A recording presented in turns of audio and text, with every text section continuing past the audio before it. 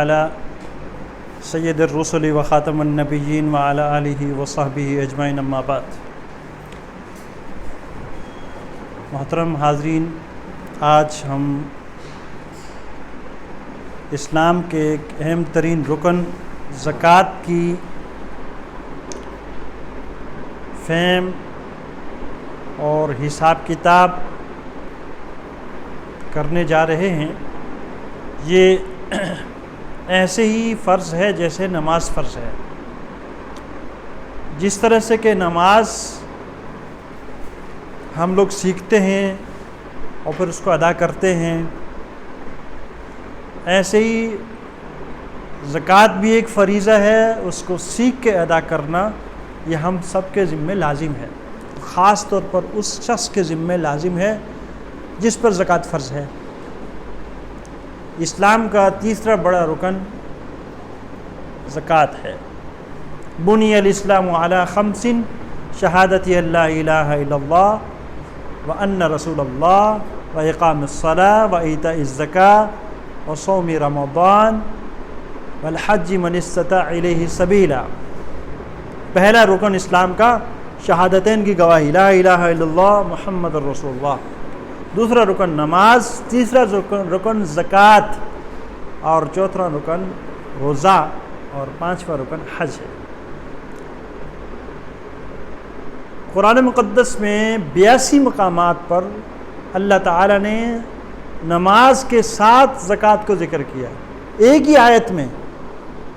اس کے علاوہ الگ سے بھی ذکر ہوا ہے قرآن میں زکوٰۃ کا لفظ اور صدقات کا لفظ، لیکن اس کی اہمیت ذرا دیکھ لیجئے کہ 82 مقامات پر نماز قائم کرو، زکوٰۃ ادا کرو، نماز قائم کرو، زکوٰۃ ادا کرو۔ تو ہمیں زکوٰۃ کے مسائل ایسے ہی سیکھنے چاہیے جیسے ہم نماز کے مسائل سیکھتے ہیں، اور جیسے ہم روزے کے مسائل سیکھتے ہیں، اور جیسے جس پر حج فرض ہوتا ہے وہ حج کے مسائل کے لیے فکر مند ہوتا ہے، ایسے ہی زکوٰۃ کے مسائل میں ایک کوتاہی ہے کہ امت کا ایک بڑا حصہ ایسا ہے، ایک بڑا طبقہ ایسا ہے جس پر زکوٰۃ فرض ہے لیکن وہ فرضیت کو ہی نہیں سمجھتا، اور اگر وہ اس کو سمجھتا ہے فرض لیکن وہ اندازے سے اس کو ادا کر دیتا ہے، اور اگر وہ حساب کتاب کر کے ادا کرے تو کہاں ادا کرنا ہے اس میں کوتاہی ہو جاتی ہے۔ تو اس میں یہ بھی ضروری ہے کہ انسان کو اس فریضے کی پوری طرح سے جانکاری حاصل ہو، اس کو پورا حساب کتاب معلوم ہو، اور اس کو کس مصرف پہ صرف کرنا ہے یہ بھی اس کو پورا معلوم ہونا چاہیے، یہ ضروری ہے۔ اسی متعلق نبی پاک صلی اللہ علیہ وسلم نے ارشاد فرمایا کہ طلب العلم فریضۃ علی کل مسلم و مسلمہ، یہ فرمایا نا، ہر مسلمان مرد اور عورت پر علم حاصل کرنا ضروری ہے۔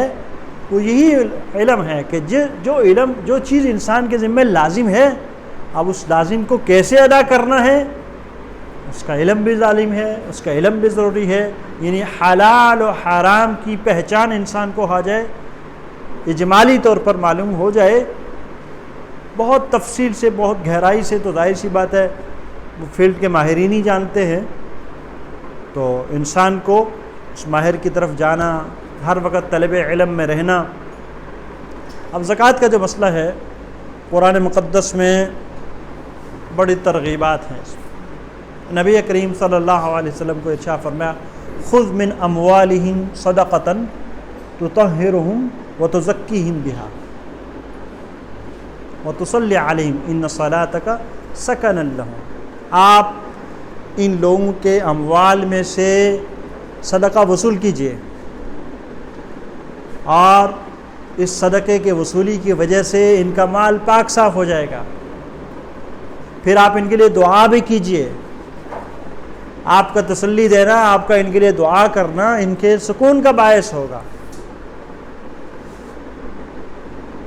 زکوٰۃ کی اہمیت کا اس آیت سے یہ بھی معلوم ہوتا ہے کہ جب نبی کریم صلی اللہ علیہ وسلم اس دنیا سے وصال فرما گئے تو کچھ لوگ عرب میں ایسے کہ جنہوں نے انکار کر دیا کہ ہم اب زکوٰۃ ادا نہیں کریں گے.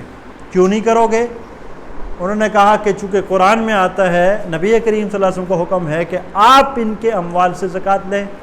آپ تو موجود نہیں ہیں، آپ تو چلے گئے دنیا سے. اب کسی اور کو یہ حق حاصل نہیں ہے کہ وہ ہم سے ہمارے مال سے زکوٰۃ وصول کرے. یہ کیا تھا؟ یہ ایک باطل اور فاسد تعویل تھی. انہوں نے اس سے غلط سمجھا، اور اس امت کا صحابہ کرام اس بات میں متفق ہیں کہ اس امت کے سب سے بڑے عالم حضرت ابوبکر ہیں. تو حضرت ابوبکر رضی اللہ تعالیٰ عنہ کھڑے ہو گئے.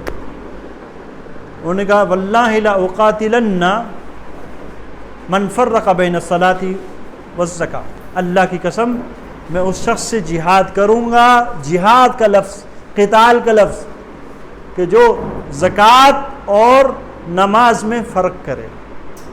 جیسے نماز فرض ہے ایسے ہی زکوٰۃ فرض ہے. جیسے کہ زکوٰۃ کا منکر نماز کا منکر وہ کافر ہے، ایسے ہی زکوٰۃ کا منکر بھی کافر ہے. بلکہ یہاں تو فرمایا واللہ لو منعونی عقال بعیر لقتلتم. اگر یہ اس رسی کے روکنے کی بات کریں گے جو نبی کریم صلی اللہ علیہ وسلم کے زمانے میں جانور جس رسی سے باندھ کر کے وہ بیت المال کو زکوٰۃ ادا کرتے تھے، اگر وہ رسی بھی روکیں گے تو اس کے پھر بھی میں ان کے خلاف جہاد کروں گا.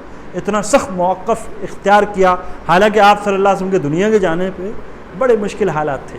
صحابہ کرام ذہنی طور پر بہت پریشان تھے.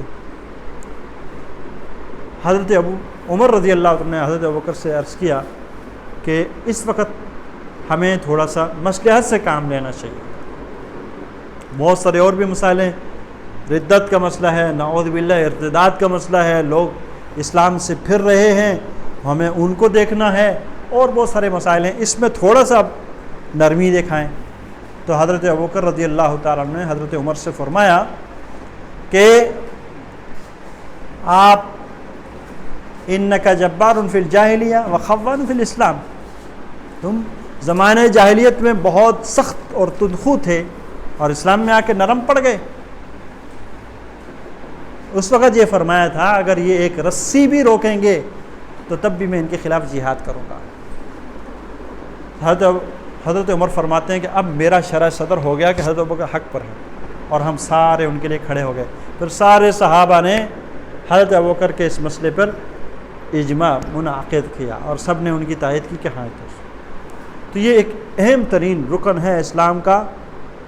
مسلمان کو اس کو سمجھنا اور پھر سمجھ کر کے اس کو ادا کرنا، یہ اس آدمی کے ذمہ خاص طور پر لازم ہے جس پر یہ فرضیت اور فریضہ عائد ہوتا ہے. تو امت کے دو طرح کے طبقات ہیں، بلکہ ہم اس کو 3 حصوں میں بھی بانٹ سکتے ہیں. امت کا ایک حصہ تو وہ ہے جس کو اللہ تبارک نے مال و دولت دی ہے، اور ایک حصہ اور وہ طبقہ ہے جو بالکل نادار مفلس غریب ہے. ایک تیسرا طبقہ بھی ہے جس کو ہم متوسط بھی کہہ سکتے ہیں ایک درجے میں، اور اس کو سفید پوش بھی کہہ سکتے ہیں. مالدار کے ذمہ زکوٰۃ ادا کرنا ہے، غریب پہ زکوٰۃ لینا ہے، اور جو متوسط یا سفید پوش طبقہ ہے وہ نہ زکوٰۃ دیتا ہے نہ لیتا ہے، نہ اس پر فرض ہے اور نہ ہی وہ لے سکتا ہے. تو اب ان تینوں طبقات کو سمجھنا بھی ضروری ہے کہ کون کون شخص زکوٰۃ ادا کرنا جس کے ذمہ لازم ہے، اور کون شخص ایسا ہے جو زکوٰۃ دے سکتا ہے اور کون ایسا ہے جو زکوٰۃ نہیں لے سکتا. اللہ تبارک نے نحن قسمنا بینہم معیشتہم فی الحیات الدنیا، یہ اللہ کی تقسیم ہے. اللہ تعالیٰ فرماتے ہیں کہ ہم نے معیشت کو، مال کو، دولت کو لوگوں کے درمیان میں تقسیم کیا، یا ہم نے تقسیم کیا، اور یہ اللہ کی تقسیم ہے. کسی کو مال دیا ہے اور کسی کو مال نہیں دیا. تو پھر ضرورتیں ہیں انسان کی، ہر ایک کو دوسرے کی احتیاج ہے. اگر کوئی بہت مالدار ہے تو اس کو غریب کی ضرورت ہے، اور غریب ہے تو اس کو مالدار کی ضرورت ہے. یہ معاشرہ ایسے ہی چلے گا. اس معاشرے کے تمام افراد ایک دوسرے سے ان کی ضرورتیں، ان کی حاجتیں، ان کے مسائل جڑے ہوئے ہیں.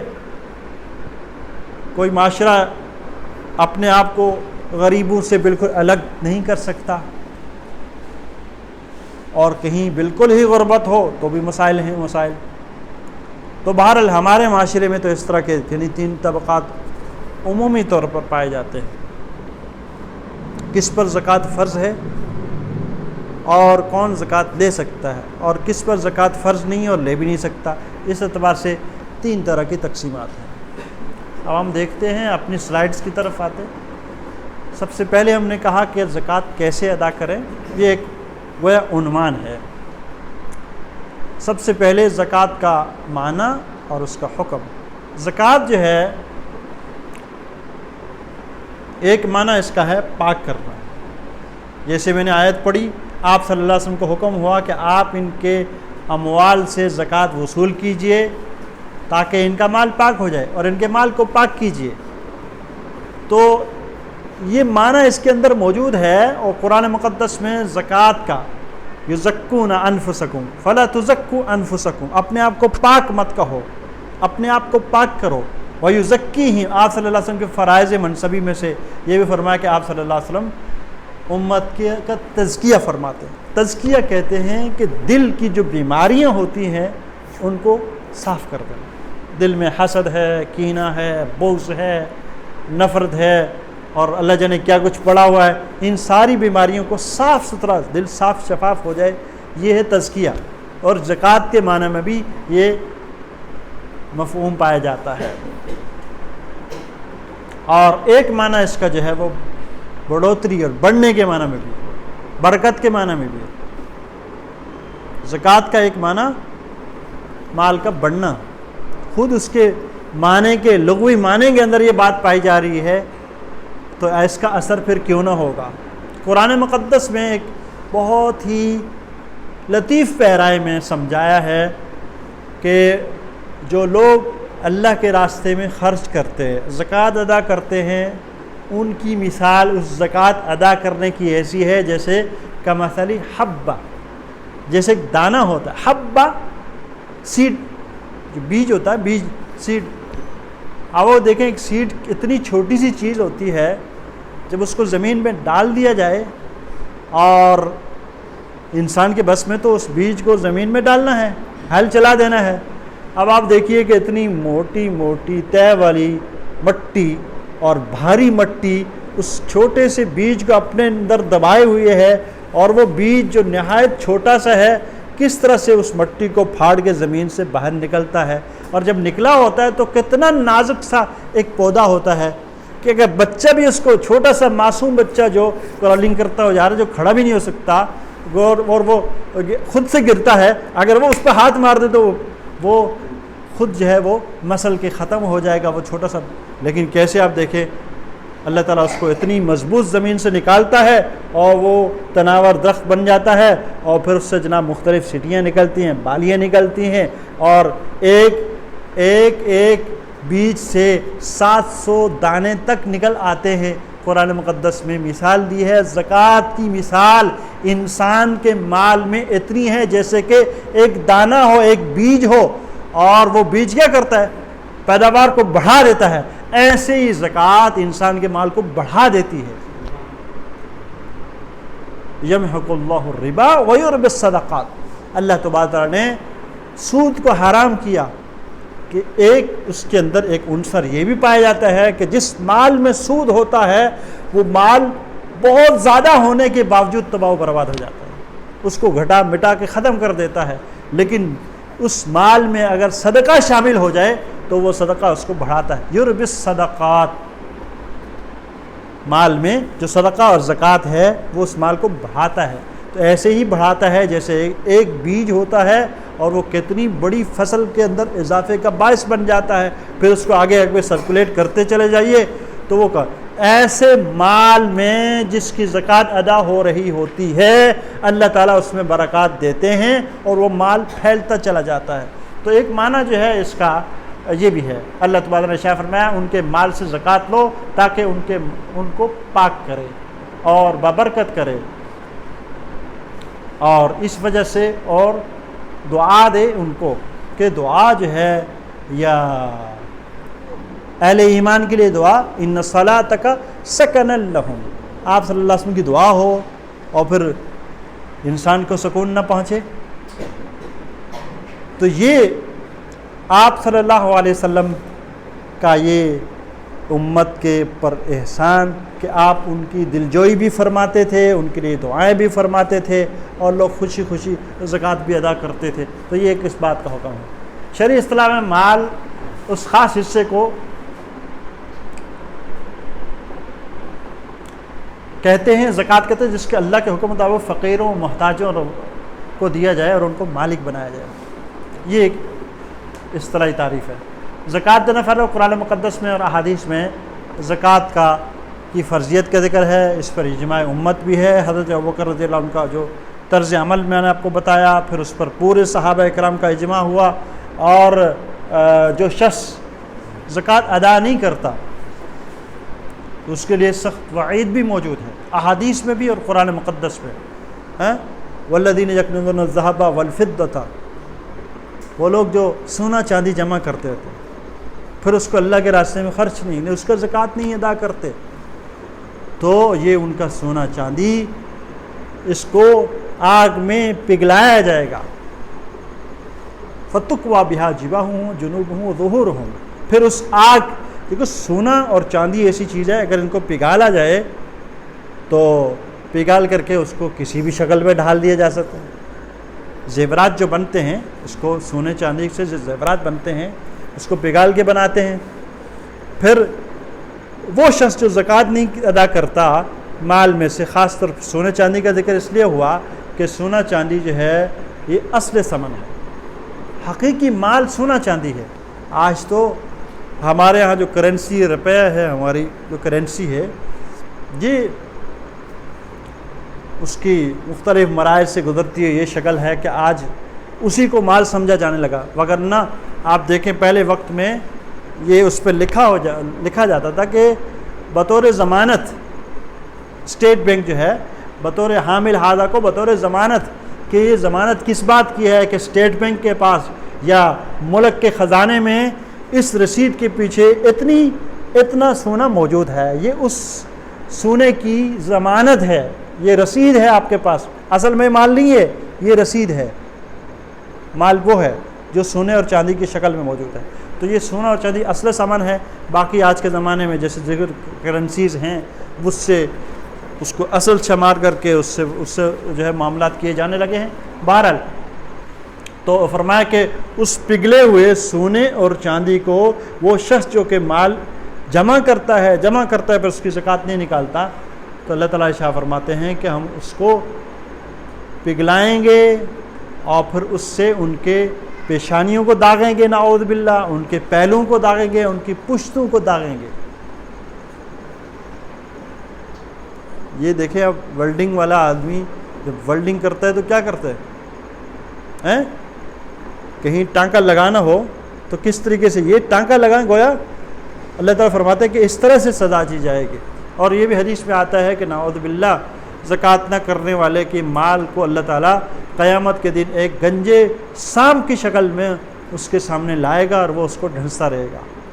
یہ بھی حدیث میں آتا ہے کہ جن جانوروں کی انسان زکوٰۃ نہیں نکالتا تو قیامت کے دن اللہ تعالیٰ ان کو فربا کر کے اور بہت موٹا تازہ کر کے اللہ تعالیٰ اس کو پیش کریں گے اور وہ جانور ان کو روندیں گے، ان کو سینگ سے ماریں گے اور پاؤں کے نیچے روندیں گے. بہرحال آگے کیجئے. یہ تو ایک رمضان اور زکوٰۃ کا کوئی ایسا تعلق نہیں ہے کہ جس کے ہم یہ کہہ دیں کہ رمضان زکوٰۃ جو ہے وہ رمضان میں ہی ادا ہو. البتہ ایک ذہن بنایا گیا ہے اور بنا ہوا ہے کہ چونکہ رمضان میں عبادت کا ثواب زیادہ ہے لہذا ہم نے زکوٰۃ رمضان میں ادا کرنی ہے. تو رمضان ہر ایک انسان کی زکوٰۃ کی فرضیت کا وقت نہیں ہے. آگے اب آ جائیے زکوٰۃ کی اصل موضوع کی طرف جو مسائل زکوٰۃ ہے. ان مسائل کو سمجھنے سے پہلے 4 بنیادی باتوں کو سمجھنا ضروری ہے کہ کن کن چیزوں میں زکوٰۃ ہوتی ہے اور کتنی چیزوں میں زکوٰۃ ہوگی، کیا کیا شرائط ہیں اور کس کس کو زکوٰۃ دی جائے، مصارف زکوٰۃ جس کو بولتے ہیں۔ تو یہ دیکھیں یہاں پہ انہوں نے کہا کہ کھیتی باڑی اور جانوروں کی زکوٰۃ کا یہاں چونکہ وہ الگ ہے، الگ موضوع ہے۔ یہ جو شرائط ہیں، یہ چاروں چیزیں یہ بہت مختلف ہیں ان سے جو کھیتی باڑی کے اندر اور جانوروں کی زکوٰۃ کے اندر ہوتا ہے۔ وہ ایک دوسرا موضوع ہے، انشاءاللہ اس کو کسی موقع پر کریں، آگے کیجیے۔ کن کن اشیاء میں زکوٰۃ ہے؟ تو بنیادی طور پر 4 چیزیں ہیں: سونا، چاندی، نقدی، مال تجارت۔ سب سے پہلے اس دیکھو سونے چاندی کو ذکر کیا، پھر نقدی کو ذکر کیا، پھر مال تجارت کو ذکر کیا۔ سونا چاندی اصل ثمن ہے، حقیقی مال یہی ہے، اور اللہ تعالیٰ نے اس کے اندر بڑھنے کی صلاحیت بھی رکھی ہے۔ الگ بات ہے کہ ہم اس کو بڑھاتے نہیں، ہمارے ہاں یہ گھٹ جاتا ہے، ختم ہو جاتا ہے گھس کے، لیکن ہم اس کو بڑھانے کے کام میں نہیں لاتے۔ اور تیسری چیز جو ہے وہ نقدی ہے، اور چوتھی چیز مال تجارت ہے۔ آگے کریں، ہر ایک کی الگ الگ تفصیل۔ سونا کسی بھی شکل میں ہو، کسی بھی شکل میں ہو، دیکھو شکلیں مختلف ہو سکتی ہیں، جیسے میں نے ابھی کہا اس کو پگھالتے ہیں، اس سے لوگ سکے بنا لیتے ہیں، بسکٹ کی صورت بنا لیتے ہیں، کوئی جناب زیورات کی شکل میں بناتے، کوئی برتن کی، کوئی کسی شکل میں، کسی بھی شکل میں ہو یہ مال ہی ہے۔ یہ اپنی حالت بدلنے سے، اس کی حیت بدلنے سے اس کا حکم نہیں بدلے گا، وہ مال ہی رہے گا، قیمت اس کی ویسے ہی رہے گی۔ سونا جو ہے ایک ایسی چیز ہے کہ کسی بھی حالت میں ہو یہ قیمتی ہے، استعمال میں ہو نہ ہو، خالص ہو یا کچھ کھوٹ والا۔ اتنے بات ذرا شاید اس کی تفصیل آگے ہے یا نہیں ہے، خالص ہو اور کھوٹ ملا ہوا نہ ہو۔ لیکن آپ بازار جاتے ہیں تو کہتے ہیں کہ جناب یہ خالص ہے 24 کیرٹ کا، یہ قیرات اس کو بولتے ہیں، اتنے کا بالکل خالص ہے، یا 20 ہے، 21 ہے، 18 ہے، 17 ہے، تو یہ کیا ہے؟ اس کے خالص یا اس میں دوسری چیزوں کی ملاوٹ کی وجہ سے اس کا فرق پڑتا ہے۔ اگر ایسا ہے کہ ملاوٹ غالب ہے، سونا کم ہے اور اس میں ملاوٹ غالب ہے، تو وہ سونے کے حکم میں نہیں ہے، ٹھیک ہے؟ سونا غالب ہے، ملاوٹ کم ہے، تو وہ سونے کے حکم میں ہے۔ آگے، چاندی کسی شکل میں ہو۔ آگے، نقدی اموال، چاہے ملکی کرنسی ہو، غیر ملکی ہو، جہاں پہ بھی ہو، بینک میں ہو، ہاتھ میں ہو، کسی کے پاس امانت رکھوائی ہو، کسی کو قرض دے رکھا ہو، کہیں انویسٹ کر کے رکھی ہو، باہر صورت امانت دیا، قرض دیا ہے، ملنے کی امید ہے کہ یہ چھاتر بھی ہے کہ قرض دیا ہے، اور آپ کو معلوم ہے کہ قرض ایک ایسے آدمی کو دیا جو واپسی کر دے گا، ملنے کی امید ہے، آج ملا کل ملا، کوئی ڈیٹ طے ہے، اس میں اگرچہ تاخیر بھی ہو رہی ہے لیکن یہ معلوم ہے کہ ہاں یہاں سے مل جائے گا، امید ہے۔ اور اگر امید نہیں ہے تو اس کا مسئلہ دوسرا ہے۔ اسی طرح سے کرنسی کی شکل میں سندات جیسے شیئرز ہو، بانڈز ہوتے ہیں، سرٹیفکیٹ ہوتے ہیں، جس کو فائنینشیل انسٹرومنٹ کہتے ہیں، مختلف بچت کے سرٹیفکیٹ۔ اگرچہ یہ بات یاد رکھیے کہ بانڈز ہیں یا سرٹیفکیٹ ہیں، ان کی حلت اور حرمت کا مسئلہ دوسرا ہے۔ بہت سارے ایسے جو ناجائز ہیں، ناجائز اسکیمیں ہیں، لیکن ظاہر سی بات ہے ایک مال دے کر کے چیز لی ہے، تو جتنا مال دے کر کے وہ چیز لی ہے، جو اس کی جو پرنسپل اماؤنٹ ہے، جو اس کی اصل قیمت ہے، جتنے کا وہ سرٹیفکیٹ لیا یا جتنے کا وہ بانڈ لیا، تو اس میں آپ اتنے مال کی زکوٰۃ ادا کرنا آپ کے ذمہ لازم ہے۔ اگر اس پہ منافع مل رہا ہے یا لیا ہے تو وہ سارا کا سارا منافع بغیر ثواب کی نیت سے اس کو صدقہ کر دینا، کسی کو دے دینا ضروری ہوگا، استعمال میں نہیں لا سکتے۔ آگے، یہ ہو گئی 3 باتیں۔ چوتھی بات ہے مال تجارت۔ مال تجارت میں یہ بنیادی شرط ہے، ہر وہ مال جو انسان نے لیتے ہوئے اس نیت سے لیا کہ میں اس کو آگے بیچوں گا، کوئی پروفٹ مل جائے گا میں بیچ دوں گا۔ اب یاد رکھیے گا، پروفٹ ملے یا نقصان ملے، ایسے مال پہ زکوٰۃ ہے۔ مال تجارت ہو اس میں نیت یہ ہو کہ میں نے اس کو آگے بیچنا ہے، اور ظاہر سی بات ہے ہر ایک بندہ فائدے کی خاطر ہی لیتا ہے، فائدے کی خاطر ہی سارا کام کرتا ہے، لیکن بسا اوقات انسان کو نقصان بھی ہو جاتا ہے۔ انسان کو بسا اوقات جتنے میں لیا، جتنی کوسٹ آئی ہے اتنے اس کو واپسی آگے بیچنا پڑتا ہے، کبھی کم میں کر کے کہ نقصان کر کے بیچنا ہوتا ہے۔ بہر صورت اس میں فائدہ ہو یا نقصان ہو، اس مال کے اندر زکوٰۃ لازم ہے۔ اور ساتھ میں یہ بھی ہے کہ اس کے ساتھ ساتھ وہ اب تک نیت باقی ہو۔ اب تک کا مطلب یہ ہے کہ جب ایک آدمی نے ایک چیز لی اور فلاں تاریخ کو لی، اب اس پر سال پورا ہو گیا، اب سال پورا ہوا جب زکوٰۃ فرض ہوئی ہے، تو اب تک بھی اس کے آگے بیچنے کی نیت۔ مثال کے طور پر ایک آدمی نے ایک پلاٹ خریدا اور خریدتے ہوئے یہ نیت کی جیسے ہی اس کی ویلیو بڑھ جائے گی، رکھا ہوا میں نے، ویلیو بڑھنے پہ اس کو بیچ دوں گا، ابھی تک یہی ہے، ابھی تک یہی نیت چل رہی ہے اس کی، تو یہ ہے مال تجارت۔ اگر درمیان میں اس کی نیت یہ ہوئی کہ نہیں میں اس کو اپنے ذاتی استعمال میں لے آؤں، یا نیت یہ ہوئی کہ میں بہن کو دے دوں گا، بھائی دے دوں گا، فلاں کو دے دوں گا، ہدیہ کر دوں گا، گفٹ کر دوں گا، بیچنے کی نیت ختم ہو گئی، ذاتی استعمال میں یا کسی کو ہدیہ گفٹ کرنے کی نیت آ گئی، تو اب وہ مال تجارت نہیں رہا، اب وہ اس پر زکوٰۃ نہیں ہے۔ کرائے کے مکان پر بھی جی یہ بات ابھی آ رہی ہے، لیکن کرائے کے مکان کو آدمی بیچ نہیں رہا، تو بیچنے کی نیت سے نہیں بنایا ہوتا اس نے، کرایہ آنا ہے وہ ایک الگ مسئلہ ہے۔ اب سوال یہ ہے کہ یہ چار ہی چیزیں کیوں ہیں؟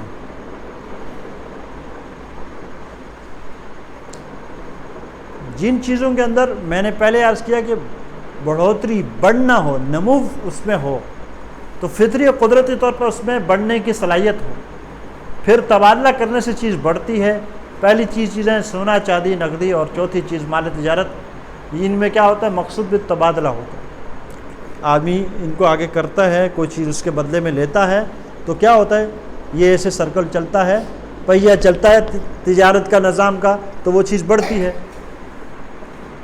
چونکہ شریعت بنیادی اصول کو مد نظر رکھتی ہے، لہذا ان چار چیزوں پر زکوٰۃ فرض ہے، چاہے کوئی عملاً بڑھوتری کے عمل میں استعمال کرے یا نہ کرے۔ جیسے میں نے پہلے عرض کیا کہ انسان سونا چاندی اصل ثمن ہے اور یہ بڑھنے والی چیز ہے، لیکن ہم لوگ اس کو بڑھاتے نہیں ہیں بلکہ پڑے پڑے اس کو خراب کر دیتے۔ آگے یہ ہو گئی جن کو کہتے ہیں زکوٰۃ ایبل ایسٹس، اور غیر قابل زکوٰۃ اشیاء جن کی تخلیق کا بنیادی مقصد بڑھوتری نہیں ہے، لہذا چاہے جتنی بھی قیمتی ہوں شریعت کی نے زکوٰۃ معاف کر دی ہے، البتہ ان کے بیچنے کی نیت کرتے ہوئے، چونکہ چوتھی چیز سامان تجارت میں شامل ہونے کی وجہ سے ان پر زکوٰۃ فرض ہوتی ہے۔ انسان یہ بھی ابھی مثال دی ہے، کسی نے کہا مکان کی بات، یہ گاڑی لے لی، کوئی ایسی چیز لے لی جس میں انسان کی بنیادی نیت یہ ہے کہ میں اس کو اپنے استعمال میں لاؤں گا، اپنے استعمال میں لاؤں گا، تو یہ اللہ تعالیٰ نے اس پر زکوٰۃ دی، چاہے وہ 10 گاڑیاں ہوں، چاہے وہ 50 گاڑیاں ہوں۔ اگر ان گاڑیوں کے رکھنے کی، ہاں ضرورت سے زائد رکھنے میں وہ ایک الگ مسئلہ ہے کہ اس کو اتنی گاڑیاں رکھنا چاہیے یا نہیں چاہیے، اس کے لیے جائز ہے ناجائز ہے، وہ ایک مسئلہ دوسرا ہے، لیکن اس پر زکوٰۃ نہیں۔ ایسے جیسے وہ منقولہ اشیاء بھی ہو سکتی ہیں، موویبل اور اموویبل پراپرٹی بھی ہو سکتی ہے، وہ فکس ایسٹ بھی ہو سکتے ہیں، وہ کسی بھی شکل میں ہو سکتے ہیں۔ باہر آگے کریں، سامان تجارت میں کیا کیا چیز داخل ہے؟ پیچھے کرے بیٹا۔ ہر وہ چیز جس کو آدمی بیچنے کی غرض سے خریدے، لہذا جو لوگ انویسٹمنٹ کی غرض سے پلاٹ خرید لیتے ہیں اور شروع ہی سے نیت ہوتی ہے کہ جب اچھے پیسے ملیں گے تو اس کو فروخت کر کے اس سے نفع کمائیں گے، اس پلاٹ کی مالیت پر بھی زکوٰۃ واجب ہے۔ لیکن پلاٹ اس نیت سے خریدا کہ اگر موقع ہوا تو اس پر رہائش کی اختیار کریں گے، مکان بنا لیں گے، موقع ہوا تو اس کو کرائے پر چڑھا دیں گے، یا کبھی موقع ملا تو اس کو فروخت کر دیں، یعنی ایک نیت نہیں ہے۔ اگر پلاٹ کی نیت میں یہ ساری باتیں آ گئیں، موقع ہوا تو ہم اس کو بیچ دیں گے، فائدے میں بیچ دیں گے، موقع ہوا تو اس کو بنا لیں گے اور بنا کے اپنے استعمال میں لائیں گے یا کرائے پہ چلیں گے۔ جب تک کہ ایک متعین بیچنے کی نیت باقی نہ رہے یا شروع سے ہو تو تب وہ مال زکوٰۃ نہیں بنے گا، تب تک نہیں بنے گا۔ ہاں البتہ لیتے ہوئے، پلاٹ خریدتے ہوئے یہ نیت تھی کہ میں اس کو بیچ کے جیسے اس کی پرائس بڑھیں گی میں اس کو بیچ دوں گا، اور وہ نیت ابھی تک باقی ہے تو وہ زکوٰۃ قابل زکوٰۃ ہے۔ اور اگر یہ نہیں بلکہ یہ ہے مختلف، جیسے ابھی بات ہوئی، یہ چاہے دیکھ لیں گے حالات کو، حالات اگر ایسے آئے تو ہم اس کو بیچ کے فائدہ اٹھا لیں گے، اور اگر حالات ایسے ہوئے کوئی بہتر ہوئے حالات تو اس کو اپنے ذاتی استعمال میں یا اس سے کرائے پر چڑھا دیں گے۔ تو یہ چونکہ ایک نیت متعین نہیں ہے لہذا یہ مال تجارت نہیں ہے، اس پر زکوٰۃ نہیں ہے۔ اچھا جی آگے ایک بات تو ہو گئی جس کو کہتے ہیں اموال زکوٰۃ، اموال زکوٰۃ۔ اب آتی دوسری بات نصاب زکوٰۃ۔ سونا چاندی کی بات کی ہم نے، سونا جو ہے وہ کتنی مقدار ہونی چاہیے، وزن کتنا ہونا چاہیے؟ 88 گرام، اور چاندی 612 گرام۔ اموال کی وہ مناسب مقدار جو مالداری کا معیار ہے۔ آگے کریں، دیکھیں یعنی وہ مخصوص مقدار جس کا مالک ہونے پر زکوٰۃ فرض ہوتی ہے۔ سونا 20 دینار جو تقریباً 7.5 تولے بنتا ہے، اور اس کا وزن 87.47 گرام، اور درم 200 چاندی جو 200 درم ہے، اور اس کی جو وزن ہے وہ تقریباً 52.5 تولے جو کہ 612.35 گرام بنتا ہے۔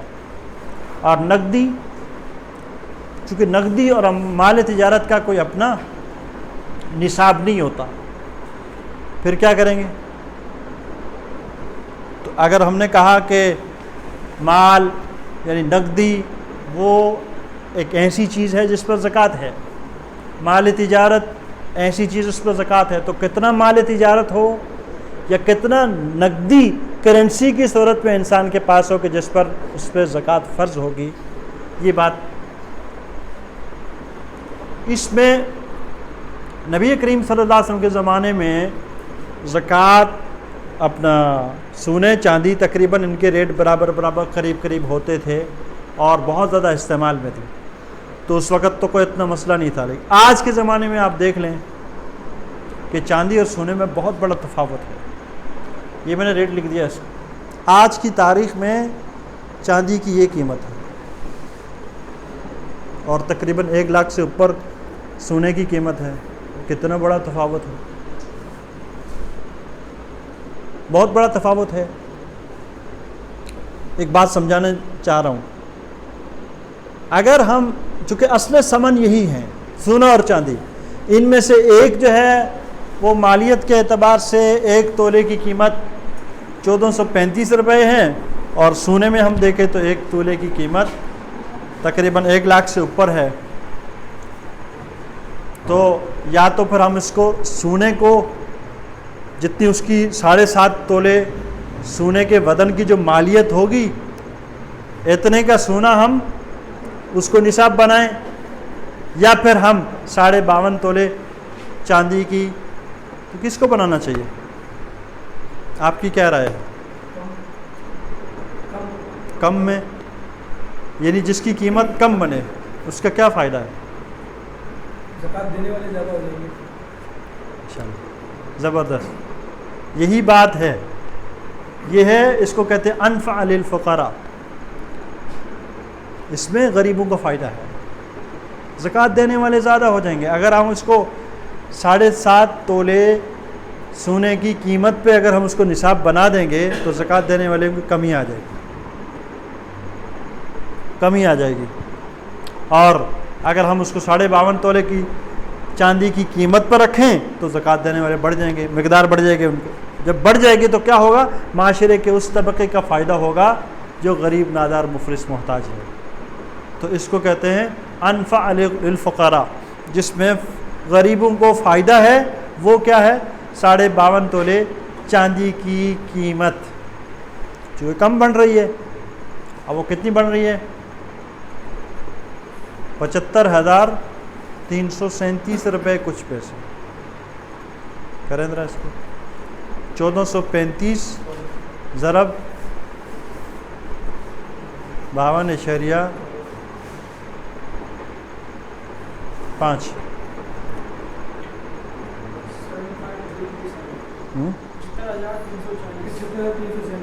37 40 یعنی آج کی ڈیٹ میں اگر کسی کے پاس 75,340 روپے ہیں تو وہ آدمی صاحب نصاب ہے۔ یہ الگ بات ہے کہ زکوٰۃ اس پر فرض کب ہوگی، یہ ذرا دونوں میں فرق سمجھیے۔ آج کی تاریخ میں مثال کے طور پر آج تاریخ ہے 18 شعبان، آج کی تاریخ میں کسی کے پاس 75,340 روپے آ گئے اور وہ آ گئے کہ فوری طور پر اس کے خرچ کا مسئلہ نہیں ہے، اضافی ہیں۔ اگر آ گئے ادھر سے لیے ادھر دینے ہیں کسی کے تو پھر تو نہیں، یعنی نہ تو اس پر اتنا قرض ہو، نہ اس کے پر فوری طور پر کوئی لائبلٹیز کوئی ذمہ داری ہو، اضافی مال کے طور پر اتنے پیسے اس کے آ گئے تو وہ چاندی کے اس وزن کی قیمت کو پہنچ گیا۔ تو چونکہ اصل ثمن دو ہے، سونا اور چاندی، لہذا وہ آدمی صاحب نصاب کہلائے گا، صاحب نصاب۔ یہ میں نے یہاں پہ لکھ دیا، اور ساتھ میں ایک سوال بھی ہے میرا کہ مہینہ کون سا ہے؟ شعبان کون سا مہینہ ہے؟ ہمیں یہ تو پتہ ہے کہ اپریل چل رہا ہے اور ہر بندہ جانتا ہے کہ اپریل جو ہے وہ چوتھا مہینہ ہوتا ہے۔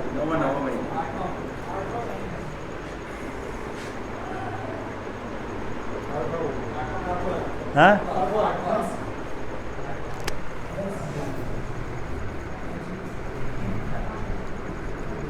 یہ میں نے جان بوجھ کے اس طرح سے لکھا کہ کچھ تھوڑی چھوٹی اصطلاحات ہیں تاکہ یہ ذہن میں آ جائیں۔ یہ ہمارا دن آ گیا، یہ ڈیٹ آ گئی۔ اچھا دیکھیں، جو ہمارے دینی احکامات ہیں ان کا بڑا تعلق چاند سے ہے، ٹھیک ہے؟ جو اسلامی تقویم اور اسلامی کیلنڈر ہے اس کا تعلق کس سے ہے؟ چاند سے ہے۔ چاند سے اور سورج سے اگر ہم دیکھیں، موازنہ کریں تو سال میں جا کر کے کچھ 10-11 دنوں کا فرق پڑ جاتا ہے۔ جو فرق پڑ جاتا ہے تو اس کا مطلب یہ ہے کہ ایک آدمی، جیسے عمومی ہمارے ہاں فضا ہے کہ ہم اپنا حساب کتاب انگریزی کیلنڈر کے مطابق کرتے ہیں اور اسی پر ہم زکوٰۃ بھی دیتے ہیں، تو اس میں کیا ہے؟ سال میں جا کے فرق پڑے گا۔ تو جب دنوں کا فرق پڑے گا تو اس کا مطلب یہ ہے کہ اس نے جو ہے کیا کیا، 11 دن کی یا 10 دن کی زکوٰۃ اس کے ذمہ لازم ہو گئی، اگلے سال کے لیے لازم ہو گئی۔ اور وہ اب اگر ایسا ہے تو اس کا بھی ایک حل ہے، وہ ہم بات کریں گے انشاءاللہ۔ اب آپ دیکھ لیجئے، نصاب کی بات ہو رہی ہے تو ایک چارٹ اس کا دیکھ لیجئے۔ اگر ہم خود سے اس کو حساب کتاب میں لائیں، کسی کے پاس 4 قابل زکوٰۃ چیزوں میں سے کوئی ایک یا مجموعہ بقدر نصاب ہو تو وہ شریعت کی اصطلاح میں غنی یعنی صاحب نصاب مالدار درجہ اول ہے، لہذا اس پر زکوٰۃ لازم ہے۔ اس کی یہ صورتیں ہو سکتی ہیں، دیکھیں سونا، چاندی، نقدی، مال تجارت، اور بس یہ دیکھیں آگے وزن لکھا ہوا ہے اس کا۔ ایک آدمی کے پاس صرف سونا ہے، نصاب کی ہم بات کر رہے ہیں، صرف سونا ہے اور کچھ نہیں ہے، نہ نقدی ہے نہ مال تجارت ہے، ٹھیک ہے؟ مال تجارت آپ کے ذہن میں ہے ہر وہ چیز جو انسان نے اس نیت سے لی ہے کہ میں اس کو بیچ دوں گا، بیچ کے فائدہ اٹھاؤں گا، تو مال تجارت ہے۔ نہ تو اس کے پاس نقدی ہے اور نہ ہی مال تجارت ہے اور نہ ہی چاندی ہے، صرف سونا ہے۔ اگر کسی کے پاس صرف سونا ہے تو پھر صرف سونا 7.5 تولے، 7.5 تولے سونا وہ نصاب کا مالک ہوگا۔ اور صرف چاندی ہے تو وہ چاندی اپنے اس پہ آ گئے جیسے ہم نے یہ ریٹ دیا. اور اگر اس کے ساتھ سونا چاندی نقدی مل جائے، یا سونے کے ساتھ نقدی مل جائے، یا چاندی کے ساتھ نقدی مل جائے، یا سونا چاندی نقدی تینوں مل جائیں، ان مختلف اموال زکوٰۃ میں سے آپس میں ملنے کی وجہ سے نصاب ہمیشہ چاندی کے قیمت کا ہوگا. یہ ہمیشہ یاد رکھیے گا. اب اس کا کیا ہے مسئلہ؟ ہمارے گھروں میں عموماً یہ بات سامنے آتی ہے کہ جناب ہمارے پاس 2 تولے سونا ہے، پھر بھی ہم کہتے ہیں آپ پر زکوٰۃ ہے. لوگ آگے سوال کرتے ہیں تو وہ تو 7.5 تولے ہم نے سنا تھا. تو سونا ہے، ہم پوچھتے ہیں بھائی آپ کے پاس سونے کے علاوہ کوئی چاندی کا کوئی زیور، کوئی ایک انگوٹھی بھی ہے آپ کے پاس کہ ہیں؟ تو پر زکوٰۃ ہو گئی. کیا؟ اس لیے کہ 2 تولے سونے کی قیمت 52.5 تولے چاندی کی قیمت سے بہت بڑھ گئی. یا پھر پوچھا کہ بھائی آپ کے پاس سونا ہے، کچھ پیسے بھی ہیں آپ کے پاس، ان کے پیسے تھوڑے سے پیسے بھی اگر ہیں تو نصاب بدل جائے گا. اگر مختلف نوع کے اموال تجارت اموال زکوٰۃ آپس میں مل جائیں تو پھر اس میں یعنی سونے اور چاندی میں جس کی قیمت کم بڑھ رہی ہے، جیسے کہ ہم نے چاندی کی بات کی، تو اسی کو نصاب شمار کیا جائے گا. سمجھ میں آئی بات؟ بس یہاں اس کو ہم یہیں پہ روکتے ہیں، یہیں پہ روکتے ہیں. کل کی نشست میں ہم ایک اسائنمنٹ بھی دیں گے آپ کو، یہیں پہ سامنے اپنے مختلف چیزیں لکھ دوں گا، جس میں مکس کر دوں گا زکوٰۃ ایبل اور نان زکوٰۃ ایبل. اس میں سے آپ نے الگ الگ کر کے، یعنی ایک پریکٹس ہو جائے گی، آپ کو بھی تھوڑا سا اندازہ ہو جائے گا کہ کیا کیا چیزیں کا. اب تک ہم نے جو پڑھا اس میں اگر کسی کو سوال ہے تو وہ پوچھ لیں. آپ نے کہا کہ آج کی تاریخ میں میرے پاس 80,000 روپے آئے ہیں، تو میں صاحب زکوٰۃ حساب زکوٰۃ، تو مجھے زکوٰۃ دینی پڑے گی کہ 1 سال گزرنے کے بعد زکوٰۃ دینی؟ دیکھیں یہ ابھی بات مکمل نہیں ہوئی، ہم ابھی تک پہنچے ہیں نصاب پر. دیکھو ایک ہے ادائے زکوٰۃ، ایک ہے نصاب زکوٰۃ، دونوں میں فرق ہے. اب آپ صرف نصاب کے مالک ہوئے ہیں، لیکن آپ نے ادا کب کرنی ہے. یہ شریعت نے ہمیں بڑی سہولت دی ہے کہ یہ مال آپ کے پاس بچا رہے، 1 سال گزر جائے. جیسے ہی وہ ڈیٹ آئے گی، مثال ہم نے 18 شعبان کی بات کی، ٹھیک ہے، 1442، جب یہ 18 شعبان 1443 آئے گا تو پھر کیا ہوگا؟ آپ 1 سال کے نصاب کے مالک ہوتے ہوئے اب آپ پر ادائیگی لازم آ جائے گی. صحیح ہے؟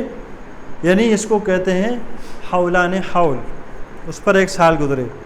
اللہ تعالیٰ کا احسان ہے کہ اللہ تعالیٰ نے یہ مال دیا. ہمیں کس نے دیا؟ اللہ نے دیا. پھر اللہ تعالیٰ چاہتا یہ مال اللہ کا ہے تو اللہ تعالیٰ سارے مال کا مطالبہ کر لیتا.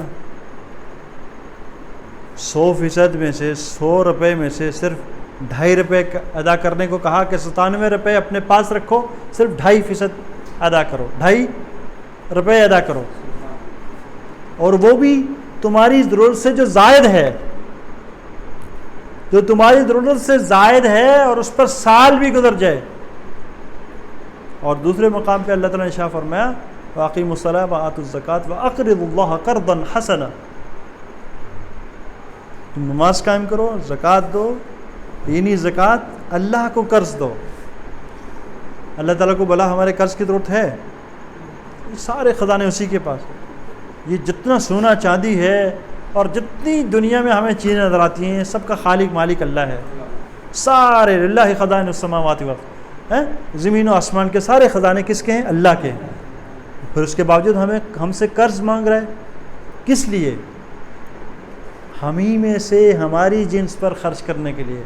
اور اللہ تعالیٰ فرمایا کہ یہ تمہارا قرض میرے پاس محفوظ ہو. تجدوہ عند اللہ، تم مجھے قرض دو، تم مجھے جب میرے پاس آؤ گے تو اپنا قرض میرے پاس پاؤ گے. لیکن دنیا کا اصول یہ ہے کہ قرض پہ آپ اضافے کے ساتھ نہیں لوٹا سکتے. ایسا ہی ہے نا؟ جتنا دیا وہ اتنا واپس، لیکن اللہ تعالیٰ کا کیا اصول ہے؟ اللہ تعالیٰ اس کو بڑھاتا رہتا ہے، بڑھاتا رہتا ہے، بڑھاتا رہتا ہے۔ جیسے میں نے مثال دی ایک دانے کی کہ 700 گنا تک اس کو بڑھاتا ہے۔ اللہ تعالیٰ فرماتا ہے کہ پھر اخلاص سے، محبت سے ادا کیا ہوا اللہ تعالیٰ اس کو واللہ یضاعف لمن یشاء، جس کو جتنا بڑھا دے اللہ تعالیٰ یہ اس کی مرضی ہے، تو بہت بڑا کر کے اللہ تعالیٰ وہ قرض ہمیں واپس کرے گا، جس کے فضائل ہی فضائل ہیں۔ تو یہ بات ہے کہ اس میں حولان حول شرط ہے جو ابھی تک ہمارے اس سبق کی بنیادی وہ ہے۔ چونکہ وقت زیادہ ہو گیا اس لیے میں نے اس کو درمیان میں روک دیا۔ اور کوئی سوال آج کی اس نشست سے؟ جی یہ بندے کے بعد 3 سال گزر گئے، اس کو پتہ نہیں جا رہا اور پتہ نہیں اس کو زکات پڑ گئی، ایک تو 1,30,000 کتنی زکات پڑ 3 سال گزر گئے اس کے اوپر، اور وہ اگر اس کے پاس جیسے جس وقت میں اتنے پیسے آئے تھے سال گزرا، ٹھیک ہے۔ ایک اور بات بھی ہے حولان حول میں یہ بھی ہے کہ مثال کے طور پر میں نے ابھی 18 شعبان کی بات کی، آج کی ڈیٹ میں کسی کے پاس ہم نے کیا کہا 75,340 روپے اگر کسی کے پاس آ گئے، آئندہ سال شعبان کی 18 تاریخ کو ہم پھر دیکھیں گے کہ اس وقت چاندی کا ریٹ کیا ہے۔ چاندی کا ریٹ اس وقت ہوا 2,000 روپے، مثال دے رہا ہوں، لیکن اس کے پاس وہی 75,000 ہے، تو شریعت کہے گی اس پر زکوٰۃ نہیں ہے، سہولت ہے۔ اس دن جو ریٹ ہوگا چاندی کا، اگر اتنی مالیت اس کے پاس ہے تو شریعت کہے گی اپنے زکوٰۃ نکالو۔ سمجھ میں آ رہی ہے بات کہ نہیں آ رہی؟ ہاں اگر درمیان میں اس میں کمی بیشی ہوتی رہی سال کے شروع اور اینڈ میں، آج ہم نے کہا کہ بھائی چونکہ یہ قیمت ہے چاندی کی آج کی، ہو سکتا ہے کل مختلف ہو جائے، پرسوں مختلف ہو جائے، جب سال پورا ہوا اس وقت بجائے اس پہ بڑھنے کے کم ہو گئی۔ ایک بات یہ بھی ہے، بڑھنے کی مثال دی، کم کی مثال بھی ہو سکتی ہے، 1,000 روپے پہ آ گیا، ٹھیک ہے، 52,500 روپے کسی کے پاس ہیں اور ہم نے دیکھا کہ چاندی کی قیمت بھی 52,500 ہے، تو آدمی اب بھی یہ صاحب نصاب ہونے کی وجہ سے سال گزرنے پر اس پر زکوٰۃ نکالنا لازم ہو جائے گا۔ بڑھ گیا کم ہو گیا لیکن اس وقت کا ریٹ دیکھا جائے گا۔ سوال کیا تھا؟ تو اس اعتبار سے اس کو 3 سال کا حساب کر کے اتنے پیسوں کی زکوٰۃ دینی پڑے گی۔ 3 سال کی زکات نکالنی پڑے گی؟ ہاں 3 سال کی۔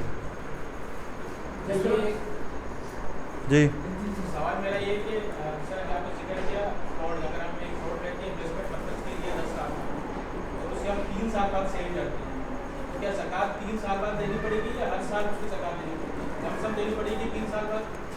دیکھیں جب آپ نے پلاٹ لیا اور یہ نیت کی کہ میں نے بیچنا ہے، اس کو بیچ کے اس سے فائدہ اٹھانا ہے، آپ سال گزر گیا نہیں بکا، نہیں بیچا آپ نے، پھر 1 سال اور گزر گیا، 1 سال اور گزرا، 3 4 4 5 سال گزر گئے، اب آ کے آپ بیچ رہے ہیں تو 4-5 سال کی زکوٰۃ دینی پڑے گی آپ کو،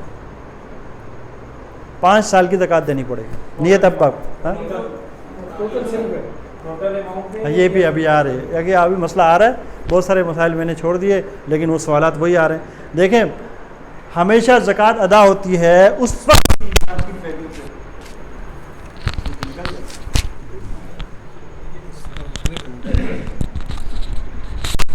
وقت کی مارکیٹ ویلیو پہ زکوٰۃ ادا کرنی۔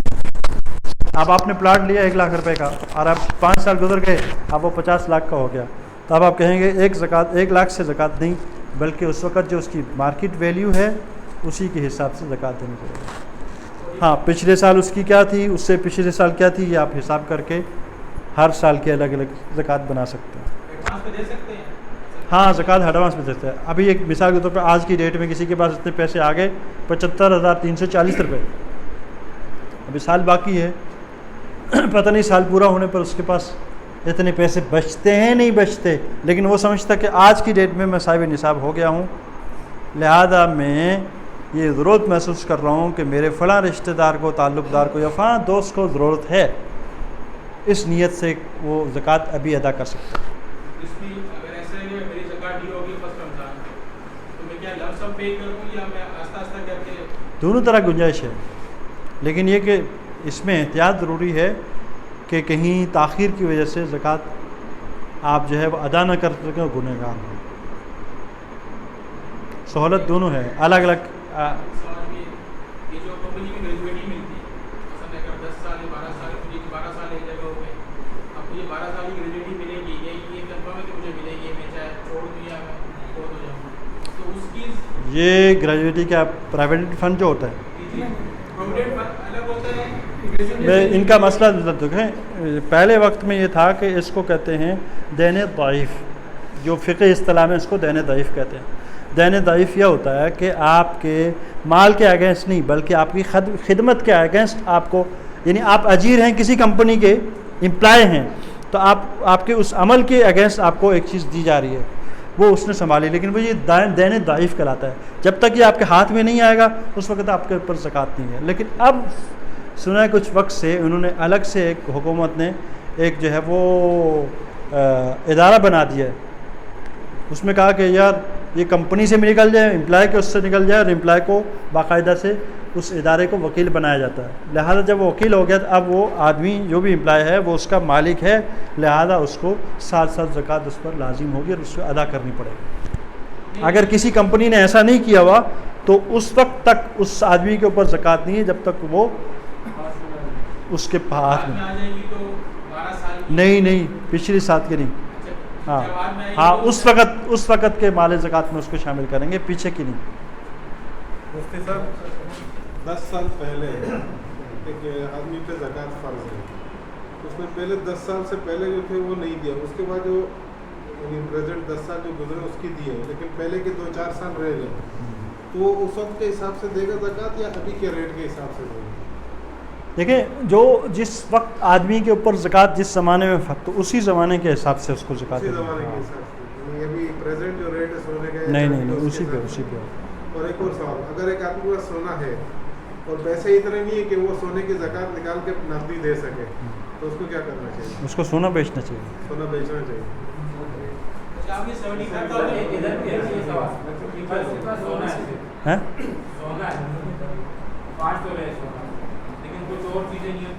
نہیں زکوٰۃ نہیں ہوگی اس میں کوئی اور چیز نہیں ہے میں نے اچھا یہ ہم جو بات کرتے ہیں وہ احتیاط پر مبنی ہے یہ بھی بات یاد رکھیں ہمیشہ کہ گھروں میں خواتین یہ کہتی ہیں کہ ہمارے پاس صرف 5 تولے ہے 4 تولے ہے 3 تولے ہے تو ہم ان سے احتیاطاً یہ بات پوچھتے ہیں کہ آپ کے پاس کچھ چاندی کی چیز ہے یا آپ کے پاس کچھ کرنسی کچھ پیسے ہیں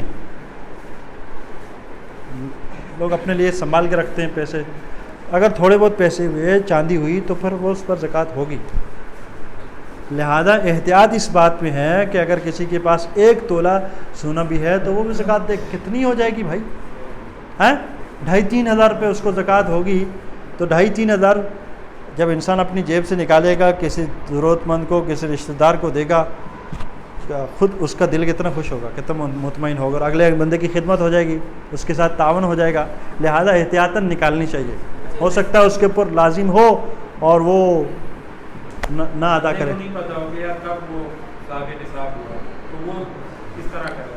یہ ہے دیکھیں صاحب نصاب ہونا وہ ایک مسلمان کی ذمہ داری یہ ہے کہ وہ اپنے ان معاملات کو دیکھے چونکہ زکوٰۃ فرض معاملہ ہے لہذا اپنے زندگی میں ایسے آنے والے اوقات اور مراحل کو دیکھے کہ کب میرے پاس مال آیا دین کا بنیادی علم حاصل کرنا فرض ہے لیکن اگر اس کے باوجود نہیں پتہ چلا کسی کو نہیں علم کہ کون سی ڈیٹ ہے تو ایک اندازے سے ڈیٹ مقرر کر کے کچھ اندازے سے زیادہ مال ادا کرنے کی کوشش کرے تاکہ اس کے ذمے لازم زکوٰۃ اس کے ذمے پر باقی نہ رہ جائے کیلکولیشن کرنا لازمی ہے کہ سب چیزیں کا وہ جی بالکل تاریخ میں ہوگا کوئی اندازے سے نہیں 1 روپے کی کیلکولیشن ضروری ہوگی دیکھیں آپ نے زکوٰۃ ادا کی لیکن 1 روپے کی زکوٰۃ آپ کے مال میں رہ گئی 1 روپے کی رہی ہوئی زکوٰۃ آپ کے سارے مال کو فاسد کرے گی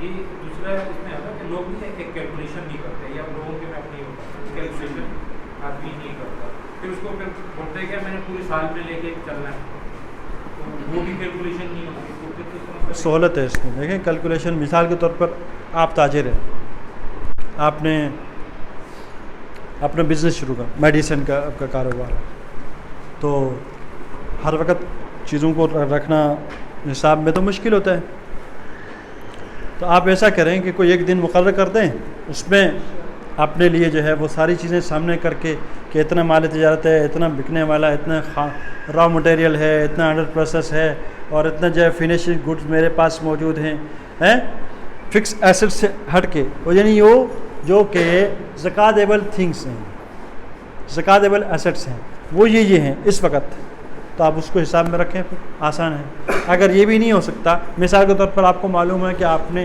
یہ 18 شعبان کو آپ صاحب نصاب تھے، ٹھیک ہے، تو اب جناب اس پر جب سال پورا ہوگا اس دن آپ کیلکولیشن کر لیں، بیچ میں ضروری نہیں ہے کہ ہر جو ہے وہ چند دنوں کے بعد یا مہینوں کے بعد ساری چیزوں کا، چونکہ فرض تو اس کے پاس سال پہ آئے گی نا۔ کہتے مال تجارت ہے، یہ تو ایک سال رکھنا ہوتا ہے یا جو ایک تاریخ میں اس پہ ایک مال جیسے آتا ہے میڈیکل اسٹور پہ کسی بھی کرانے پہ تو سال میں چلتا رہتا ہے، روزانہ بنیاد پہ چینج ایک سہولت ہے، سال پورا ہوگا جب تب دیکھا جائے گا۔ مثال کے طور پر آج آپ نے ایک دکان شروع کی، کمپلیٹ ہو جائے گا۔ اب میری نالج میں یہ ہے کہ کوئی چیز ہے وہ میرے پاس ایک سال رہی تو پھر مجھ پہ اس کی زکات ہوتی ہے، یعنی کوئی ایک چیز ہے میں نے پرچیز کی، جیسے چیئر میرے پاس سال رہے گی تو پھر اس کی ہوگی، اگر وہ رولنگ میں آ گئی تو پھر وہ اس کی زکات رولنگ میں ہی آئے گی نا، تجارت تو روک تو نہیں سکتے آپ اس کو۔ اس کا طریقہ کار یہی میں بات عرض کر رہا تھا کہ آج کی ڈیٹ میں آپ صاحب نصاب ہیں، ٹھیک ہے، یعنی تجارت کا مال، اپنی نقدی، بینک بیلنس سارا ملا کے دیکھا کہ اتنی مالیت کا آپ کے پاس۔ اب جب اس پر سال پورا ہوگا اس وقت آپ کے فیکٹری میں، آپ کی دکان میں جتنا مال موجود ہے اس کو حساب لگائیں گے آپ، درمیان میں جو بھی رولنگ کم ہوا، مال زیادہ ہوا، جتنا پرافٹ ہوا اس کی کوئی مسئلہ نہیں ہے۔ سال پورا ہونے پر اس وقت جو آپ کے پاس مال ہو سکتا ہے ایک دن پہلے آپ نے بہت سارا مال بیچ دیا، ٹھیک ہے، اور نیا مال آپ لے کے اس میں آپ نے کسی کی جو ذمہ داریاں تھیں مال اس کو ادا کر دیا یا مال واپسی کر دیا یا کوئی بھی صورت ہوئی، اس کو بھی شریعت نہیں دیکھتی، اس وقت کو دیکھے گی جب آپ کا سال پورا ہوا، اب آپ کے ہاتھ میں ہے، آپ کے ہینڈ میں کیا ہے، کتنا مال تجارت پڑا ہوا، اس کا حساب ہوگا۔ درمیان میں جو کمی بیشی ہوئی، جتنا مال گیا آیا، اس کا کوئی اعتبار نہیں۔ یا ایک دن پہلے مال آ گیا تو اس پہ بھی ہے، ہاں، ایک دن پہلے مال آ گیا اس پہ بھی ہے۔